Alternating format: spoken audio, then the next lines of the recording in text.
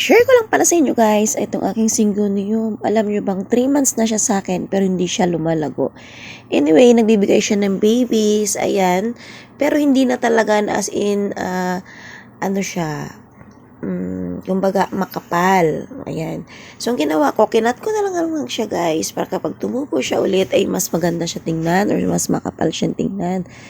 Ayan, gamit ko itong soil. Ayan, naglagay na rin ako guys, yung mga alam yung bulok ng dahon ng damo kasi nakakatulong yan sa ating halaman. Update ko kayo after a weeks after natin ma-experiment itong Syngonium cuttings. Ito naman guys yung isa. Alam nyo ba guys, nagaganda na ako sa kanya dahil sa ganda nga na kanyang variegation. Ayan. So, nag-iisip ako kung ano man dapat yung gawin para mas lalo siyang lumago or mas lalo siyang lalago or kakapal. Ayan. So, kinat ko na nga lang, experiment ko kung talagang successful nga ba itong ginagawa ko.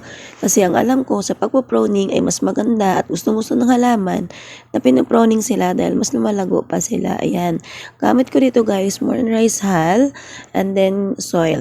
Nilagay ko na nga lang sa gilid itong kanyang aking kinat para nga mas kapag tumubo na yung kanyang mother plant or atin na cut ay mas maganda as mas malago siyang tingnan. Lagay ko na nga yung isa para pare-pareha silang mas maganda tingnan. At ilalagay nga natin to guys sa shaded area.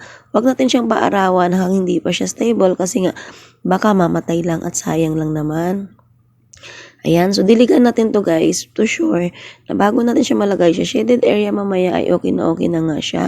Minsan kasi nakalimutan ko magdilig kaya ang aking halaman ay nag-dry na nga yung soil niya. Ayan, thank you for watching!